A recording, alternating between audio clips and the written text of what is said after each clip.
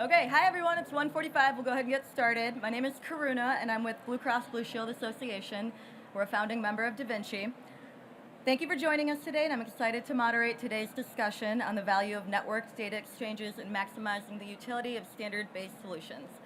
We have a panel of network data exchange champions and enthusiasts, some of them who are well-versed in the world of scalable network data exchange and have seen its potential already, and others who are seeing the challenges in adoption and working toward implementing and scaling their own standards-based solutions. While many people think of standards to enable point-to-point interactions, network exchange allows for one-to-many connections, streamlining implementations, and access to data. Initiatives like TEFCA and national network organizations like eHealth Exchange have proven successful already amongst implementers, and statewide initiatives such as One Washington and One Utah are taking the initiative to implement network exchanges across the state. The folks on our panel are also working on an initiative called the Trebuchet Project, shown on the screen, to advance the DaVinci guides in the context of scalable network exchange. With that, we'll kick off with a question about the current challenges to implementing scalable standards-based solutions. We'll start with Dave and Jim to share a payer perspective on their barriers to scaling interoperable solutions, and then Tony will share some of the technical and non-technical challenges from a vendor perspective. And if you don't mind giving a little bit of an introduction before you dive into the answer of your question. We'll start off with you, Dave. Hi, Dave DeGandy, Interoperability Strategist at Cambia Health Solutions. And about 18 months ago, we did a release with a provider organization in the Northwest, a multi-care, of our prior authorization solution, implementing the 3 DaVinci use cases, CRD, DTR, and PAS. And we were very successful with that install, and then we tried to scale it out across our geographical network, our 4-state area, and had great difficulty. Providers didn't want a regions-only or Cambia-only solution. They wanted, something that spanned multiple payers. They had their own priorities, prior authorization solutions, and there's paperwork involved and difficulties around getting data use agreements in place. And so Jim and I approached eHealth Exchange, wanting to make with the opportunity to use the TEFCA model to take a networked approach to our implementation and scaling out our solution. If that makes sense. Yeah. Good. Okay. Hi, I'm Jim Adamson. I am the Business Transformation and Interoperability Lead for Arkansas Blue Cross. Arkansas is a single state blue, but 65% of our membership is outside the state of Arkansas. We have members in all 50 states, DC, and then Puerto Rico. And so acquiring data and interacting with providers at that scale across the country when these providers don't know us and we don't know them is not scalable in today's data exchange environment. And so, again, we looked for an opportunity to kind of push FHIR-based exchange into the market faster than it's going to otherwise naturally come. And because eHealth Exchange was a partner of a number of our Arkansas providers, it was a good place for us to start. They're also a partner of our state HIE, and so just made sense to give that a shot. And today we are closing in on our first CDEX, or Clinical Data Exchange pilot, with a partner in Arkansas. And when we stand up PDEX, which is our data going back to the provider, we have a willing provider that doesn't know us from Adam that has agreed to participate. So we see some really positive movement in the space, and we think we can help commoditize health information exchange in the approach that we're using, and take a lot of the monetization effort out of health information exchange, and let's compete on what we can do with the data instead. My name is Tony Shang. I lead the interoperability products team at Zomega. Zomega is a care management systems vendor, and it's a privilege and an honor and a joy to be part of a company that really wants to invest in interoperability, that we can have a dedicated team. And it's a long-term investment.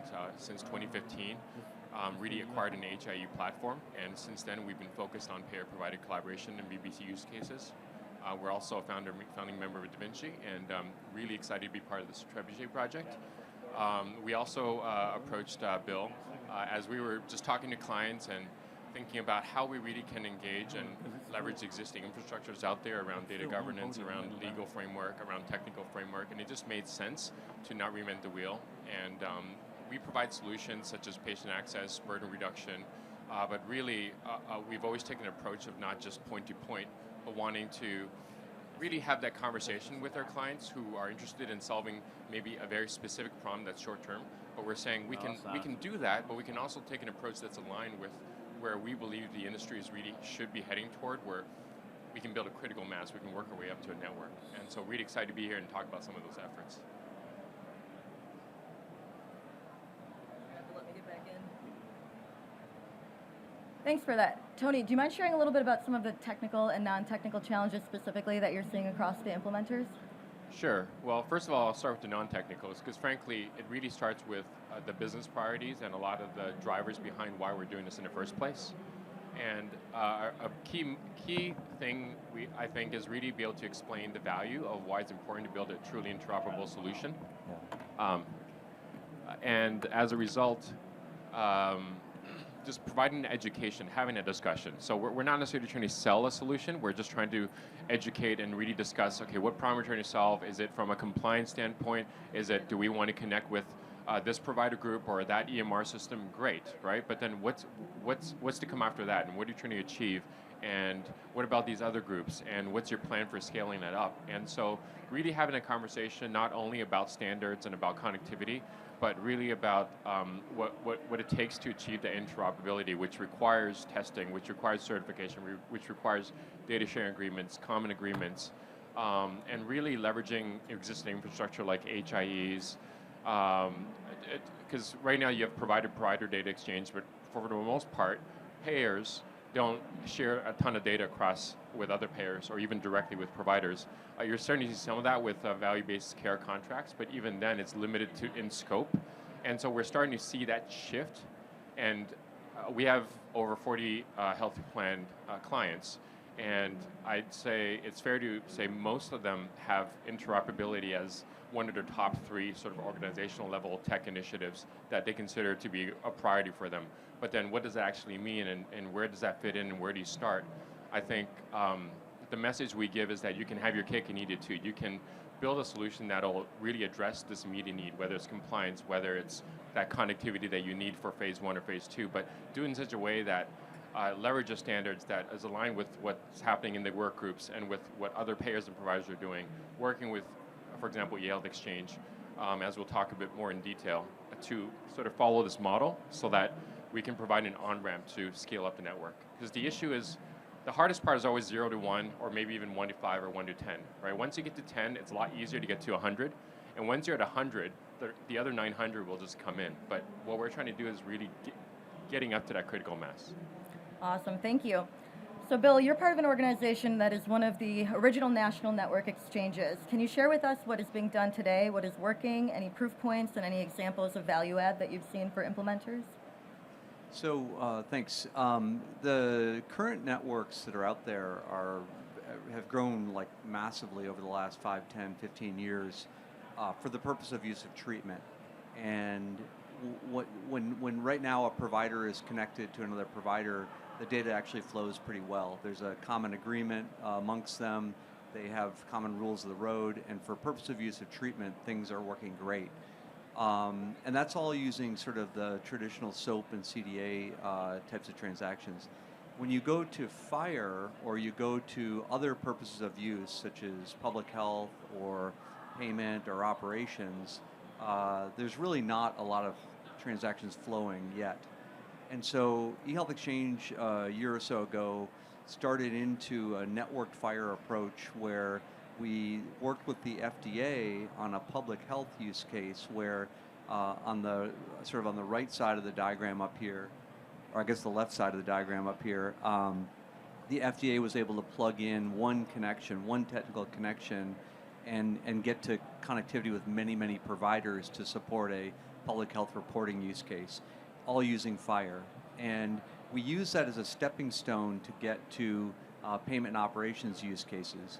And so what we've been collaborating on with this group has been, as the diagram shows, sort of the ability to allow a provider to connect into one place in a network, allow payers to connect into one place in the network, and then allow the different app vendors like an e-prior auth, electronic prior auth app, or a CDEX app to sort of ride on top of that baseline contract and the baseline security model. And that allows the apps to provide, the vision, which is really to say a provider should be able to have one single app to do prior auth across all payers. You don't want to have, providers going to many apps, one per payer. So our vision was to really have it where a provider could choose a prior auth app of their liking, and then connect to all payers with that. And then the vision for this is to have the QHINs or the networks connect together so that we can quickly get and scale to have it be all the providers and all the payers that want to exchange using this type of an approach. So that's kind of the vision, and we're taking baby steps to get there now.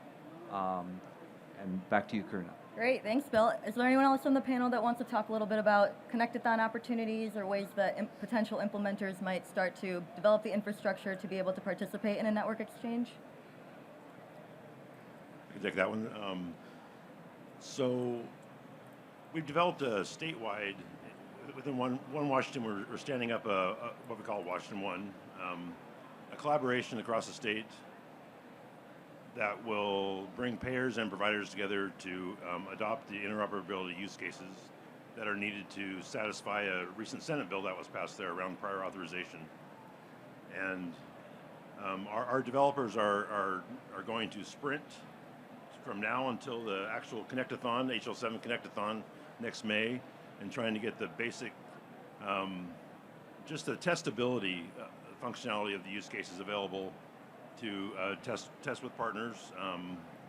We have a couple providers that are willing to come in and play with us be the other side of the equation, just trying to figure out the nuts and bolts of really making these connections work and how, the going through eHealth Exchange, the security models that need to be in place, and just really making things work with what we have today. Are we looking forward, yeah? Yep. I can just quickly just share a couple of examples where we've also done the testing with our friends at UC Davis as well as Palmetto in terms of just demonstrating that connectivity using this model.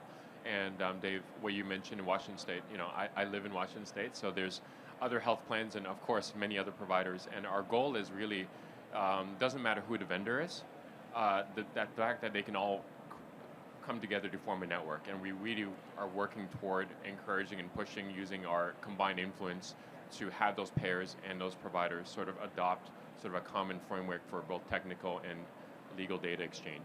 And that's really what Connectathons are great for. It's that it's sort of this slightly less formal environment where we can prove out the feasibility and demonstrate the value that we can then go ahead and implement in production.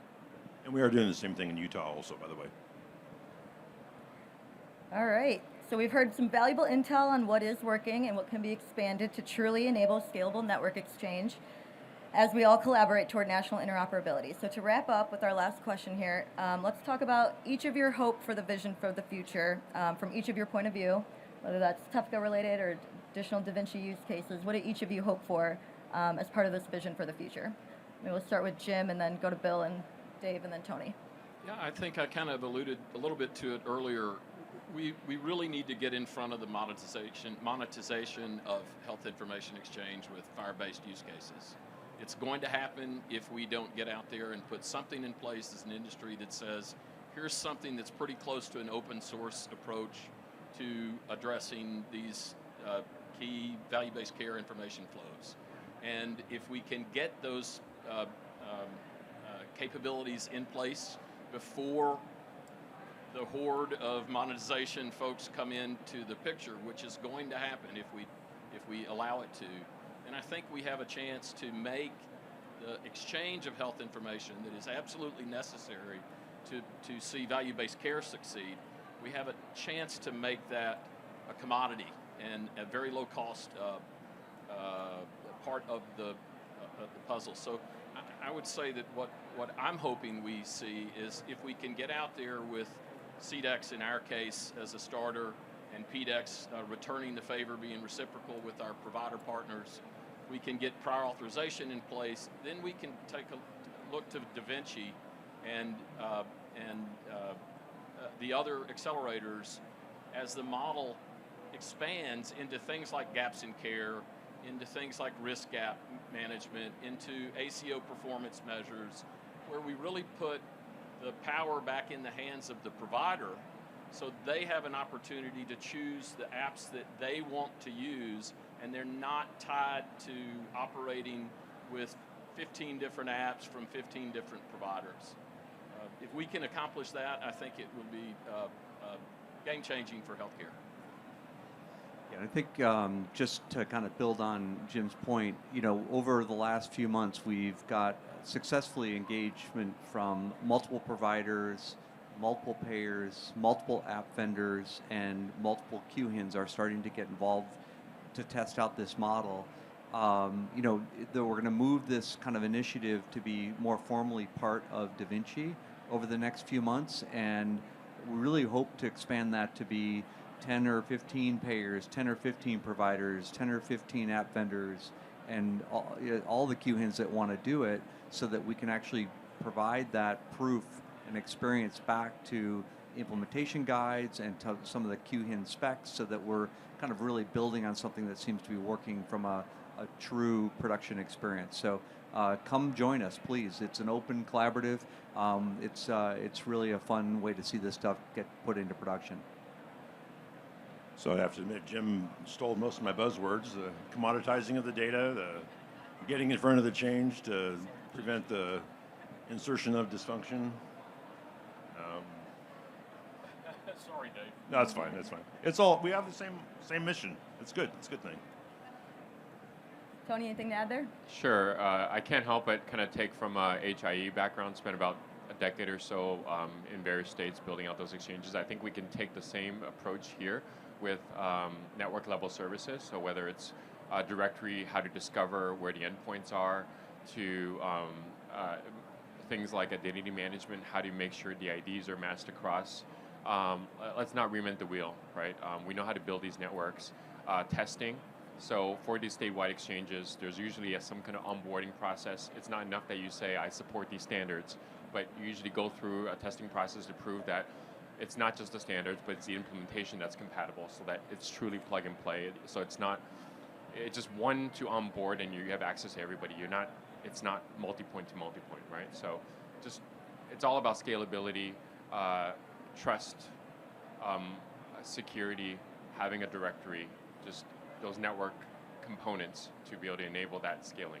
Thank you. All right, well, thank you so much for all of your time and input today, and thank you all for being here. If there's anything you got from the conversation, hopefully you understand that Network FHIR Exchange is becoming a feasible model amongst different implementers and is actively being proven and developed. There are barriers to scaling, but they're actively being worked on through projects like the Trebuchet project. So we will be around at the kiosk, the DaVinci kiosk, or the panelists will be around to chat afterwards if you're interested.